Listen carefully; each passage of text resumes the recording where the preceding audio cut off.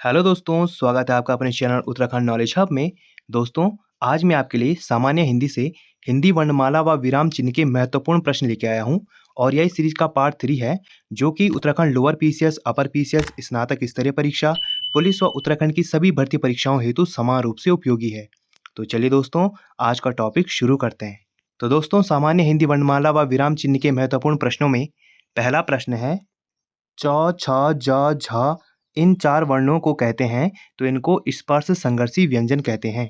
अगला प्रश्न है, ड, ढ को कहा जाता है, तो इनको द्विगुण, उत्क्षिप्त, उश्रिप, संकर वर्ण या ताड़नजात वर्ण कहा जाता है। अगला प्रश्न है, ड, य, ण, न, म इन 5 वर्णों को कहा जाता है, तो इनको पंचमाक्षर वर्ण, नासिक्य वर्ण या पंचम वर्ण कहा जाता है। अगला प्रश्न है, या वा का उच्चारण स्वरों की सहायता से होता है, इसलिए इन्हें अर्धस्वर कहते हैं। अगला प्रश्न है, रा को कहते हैं, तो इसको प्रकंपित, लुंठित या कंपनजात व्यंजन कहते हैं। अगला प्रश्न है, ला को कहते हैं, तो इसको पार्श्विक व्यंजन कहते हैं। अगला प्रश्न है, हा को जाना जाता है, तो इसको ऊष्म संघर्षी, स्वर यंत्रमुखी, काकल्य वर्ण, कंठ, ऊष्म संघर्षी, सघोष वर्ण आदि नामों से जाना जाता है। अगला प्रश्न है, जो ध्वनियाँ न स्वर है न व्यंजन उन्हें कहते हैं, तो उन्हें कहते हैं आयुग्वाह। अगला प्रश्न है, अल्प प्राण किसे कहते हैं? जिन व्यंजन वर्णों के उच्चारण में श्वास वायु अल्प मात्रा में निकले उसे अल्प प्राण कहते हैं। प्रत्येक वर्ग का पहला, तीसरा और पांचवा वर्ण प्लस अंतस्थ व्यंजन या रा ला वा अल्प प्राण होते हैं। अल्प प्राण वर्ण हैं, तो ये हैं क, ड, च, ज, ज्ञ, ट, ण, त, द, न, प, ब, म प्लस अंतस्थ व्यंजन या रा ला वा, ये अल्पप्राण वर्ण हैं। अगला प्रश्न है, महाप्राण किसे कहते हैं? तो महाप्राण जिन व्यंजन वर्णों के उच्चारण में श्वास वायु अधिक मात्रा में निकलती है उसे महाप्राण कहते हैं। इसमें प्रत्येक वर्ग का दूसरा और चौथा वर्ण प्लस ऊष्म व्यंजन श, श, स, ह महाप्राण होते हैं। अगला प्रश्न है, महाप्राण वर्ण है, तो महाप्राण वर्ण है ख, घ, छ, झ, ठ, ड, थ, ध, फ, भ प्लस ऊष्म व्यंजन जैसे श, श, स, ह। अगला प्रश्न है, अघोष व्यंजन किसे कहते हैं? अघोष व्यंजन जिन व्यंजन वर्णों के उच्चारण में हमारी स्वर तंत्रियों में कंपन नहीं होता उन्हें अघोष व्यंजन कहा जाता है। प्रत्येक वर्ग का पहला, दूसरा एवं श, श, स अघोष वर्ण होता है। अघोष वर्ण है, तो दोस्तों अघोष वर्ण है क, ख, च, छ, ट, ठ, त, थ, प, फ, श, श और स अघोष वर्ण है। अगला प्रश्न है, सघोष या घोष व्यंजन किसे कहते हैं? तो जिन व्यंजन वर्णों के उच्चारण में हमारी स्वर तंत्रियों में कंपन होता है उन्हें सघोष या घोष व्यंजन कहते हैं। अब नोट करने योग्य बात यह है कि सभी स्वर सघोष या घोष होते हैं। प्रत्येक वर्ग का तीसरा, चौथा, पांचवा वर्ण सभी स्वर अंतस्थ व्यंजन या र, ला, व, ह सघोष या घोष वर्ण होते हैं।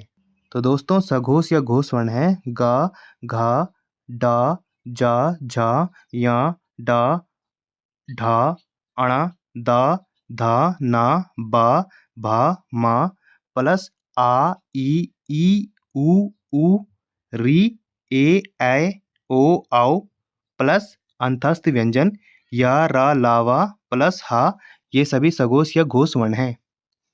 अगला प्रश्न है, व्यवस्थित वर्ण समूह को कहते हैं, तो इन्हें वर्णमाला कहते हैं। अगला प्रश्न है, मात्रा के आधार पर स्वर 3 प्रकार के होते हैं, जो हैं ह्रस्व, दीर्घ और प्लुत। अगला प्रश्न है, मूल दीर्घ स्वर को सजातीय स्वर भी कहते हैं। अगला प्रश्न है, संयुक्त दीर्घ स्वर को कहते हैं, तो इनको विजातीय स्वर्ग या मिश्रित स्वर भी कहते हैं। अगला प्रश्न है, भाषा शब्द की सबसे छोटी इकाई होती है, तो इसकी सबसे छोटी इकाई होती है वर्ण या ध्वनि। अगला प्रश्न है, स्वरों का उच्चारण होता है, तो यह स्वतंत्र रूप से होता है। अगला प्रश्न है, स्वरों की संख्या है, तो स्वरों की संख्या है 11।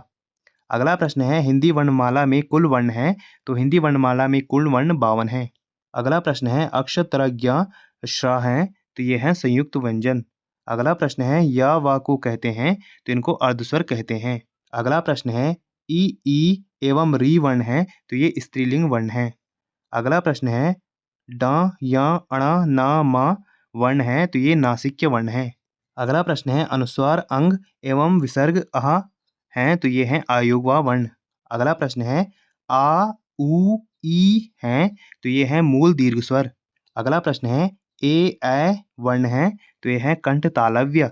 कंठ तालव्य का अर्थ है कि कंठ प्लस तालु के मेल से इनका उच्चारण होता है। अगला प्रश्न है व का उच्चारण स्थान है तो इसका उच्चारण स्थान है दंतोष्ठ या दंत्योष्ठ्य। अगला प्रश्न है दो व्यंजन जब एक साथ मिलते हैं तो कहलाते हैं तो यह संयुक्त व्यंजन कहलाते हैं। अगला प्रश्न है लिखने के दौरान किसी अक्षर के छूट जाने पर संकेत देने के लिए प्रयोग किया जाता है तो लिखने के दौरान किसी अक्षर के छूट जाने पर संकेत के लिए प्रयोग किए जाने वाला जो चिन्ह है उसे हंसपद कहते हैं। दोस्तों ये इस प्रकार का होता है, आप देख सकते हैं। अगला प्रश्न है कामता प्रसाद गुरु के अनुसार विराम चिन्हों की संख्या है तो कामता प्रसाद गुरु के अनुसार विराम चिन्हों की संख्या लगभग 20 है। अगला प्रश्न है यदि संज्ञा की द्विरुक्ति हो तो उनके बीच प्रयोग किया जाता है तो उनके बीच योजक चिन्ह का जैसे राम राम बार बार आदि का प्रयोग होता है। दोस्तों ये जो चिन्ह है ये योजक चिन्ह होता है। अगला प्रश्न है हंसपद को जाना जाता है तो इसे त्रुटि विराम त्रुटि बोधक चिन्ह एवं विस्मरण चिन्ह आदि नामों से जाना जाता है। अगला प्रश्न है विराम शब्द का अर्थ है तो विराम शब्द का अर्थ है ठहराव या रुकना।